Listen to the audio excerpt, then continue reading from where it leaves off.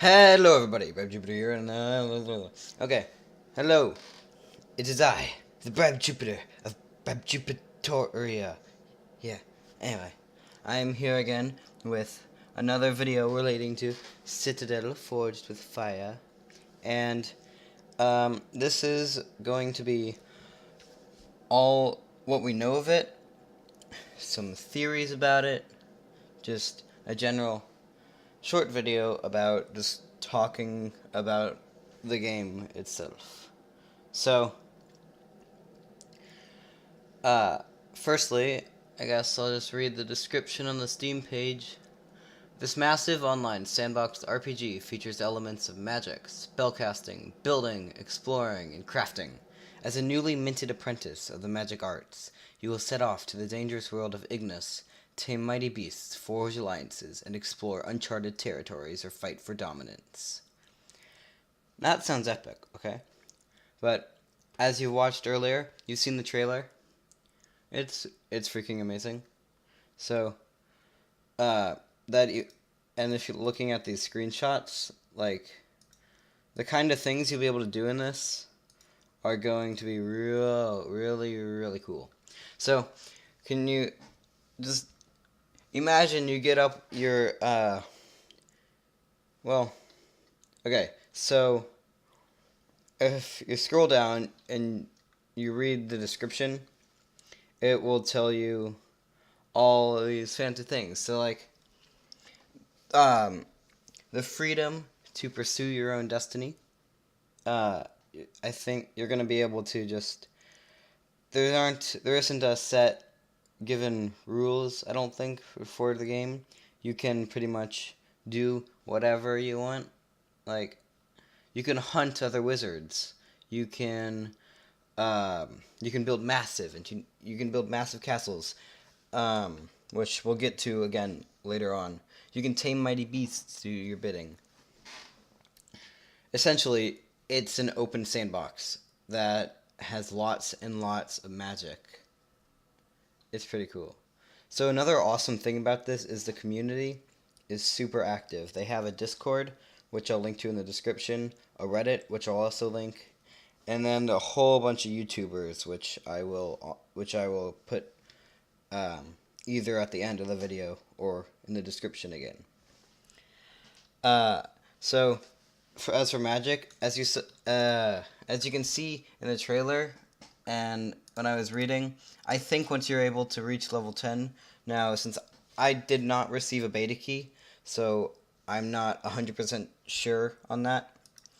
I'll link you to someone who did, but I think from what I've seen, once you reach level 10, you'll be able to ride a broomstick, and you'll be able to fly around the world. And there are a bunch of interesting sites to discover.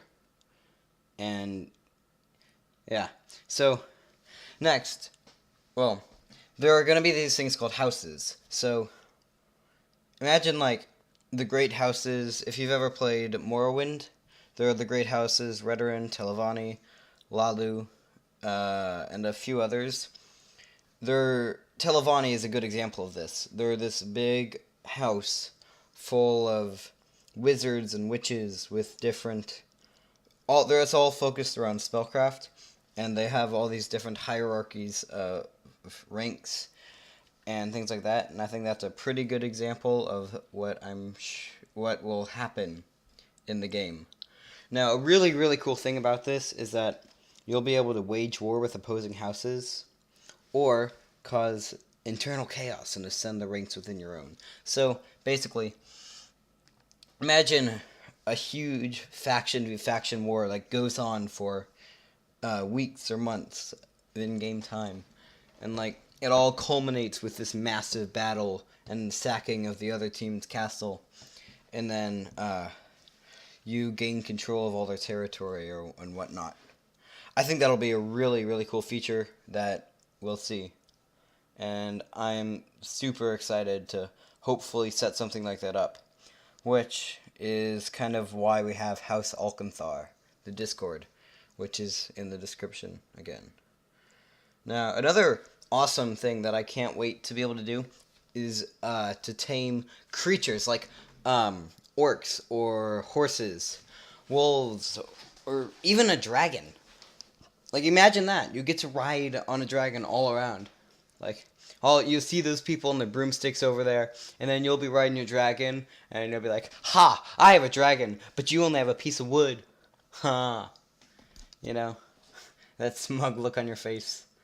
That'll be really, really cool. So, um, yeah. But like, all the right. So there are 4 different types of weapons in this game. So there are melee weapons, which are not magical, or not as magical as the others. I don't think they use mana. They're like axes or hammers, and I'm hoping swords, but I guess we'll see. And maces, and the second weapon, there are staves. So I'm gonna see if I can find something about that. But basically, what staves are, they're hold on, let's see if we can find that. Okay, so I found it. So after melee weapons, staves. Staves excel at ranged attacks and area of effect magic. Staff users are better suited in a support role rather than on the front line. Many staves will offer a boost to a player's maximum mana. So it's ranged and AoE damage, pretty much, which is pretty cool. So you can see here in this picture, they're using gauntlets, which look to be overpowered and super fun to use. I don't that looks fun. That may end up being my weapon of choice. Though gauntlets excel at beam type spells. They deliver high damage over time at the cost of a significant mana drain. So you can't chuck a building at someone without draining like a ton of your mana.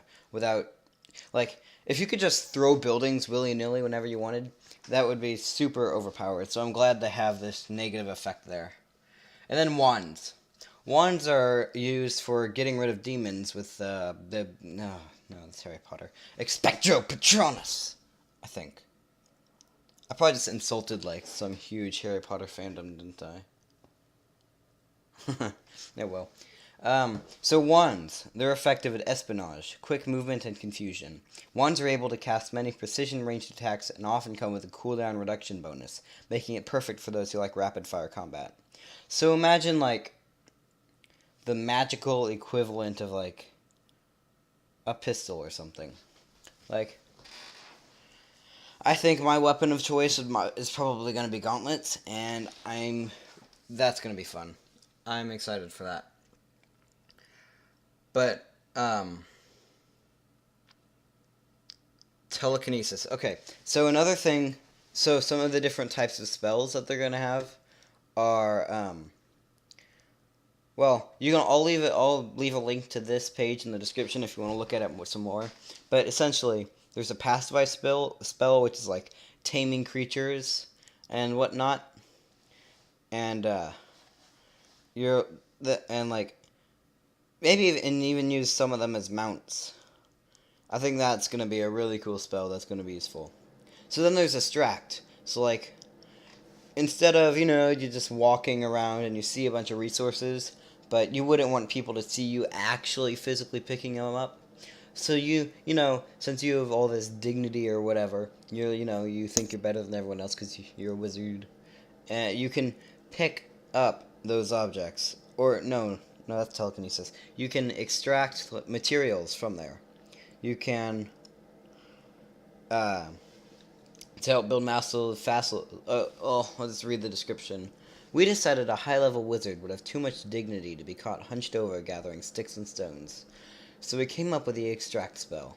Using this power, mages can effortlessly suck materials out of giant rocks, trees, and other objects to accumulate large quantities of building resources. With these, build massive castles and fortresses without the crushing tedium of resource gathering. That was smart. I'm glad they did that. And then, as everyone wants to know, telekinesis. Oh, this is gonna be fun. Wait, could you throw a building with people in it or on it? Okay, we have to try that out sometime. I Uh, yes, we have to do that. You know, you pick up the enemy's castles and you just chuck it across the world.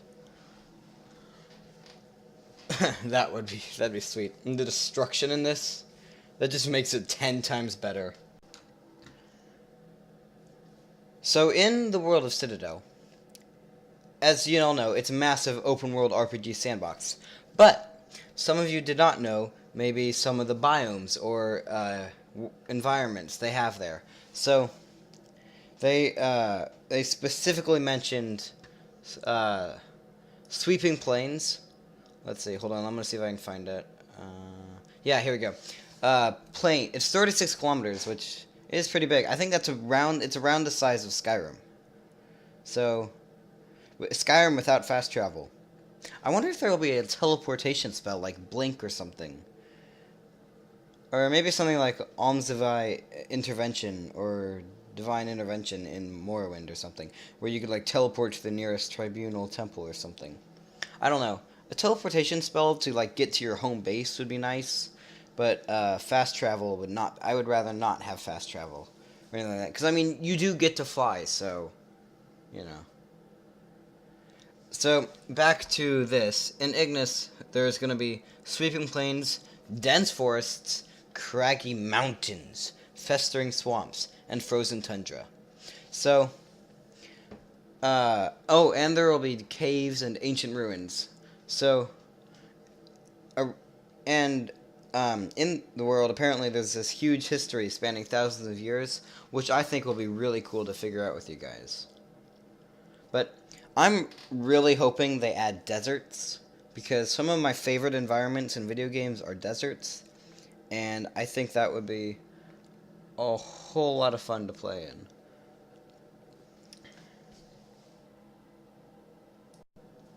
Okay, so I'm back on this main page, and as it turns out, on Wednesday, July 19th, 2017, at 4 p.m. Eastern Time, you know, U.S. Eastern Time, you can watch them play some Citadel, and it's a live stream AMA, so, or Q&A. So essentially,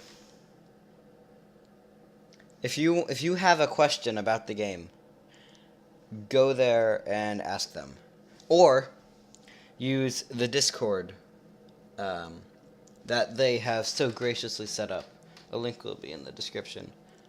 So when I look at this picture, I see that shield right now. That's cool. So again, when going back to that faction v faction war, which is probably what I'm most excited for, you take all your wizards and stuff.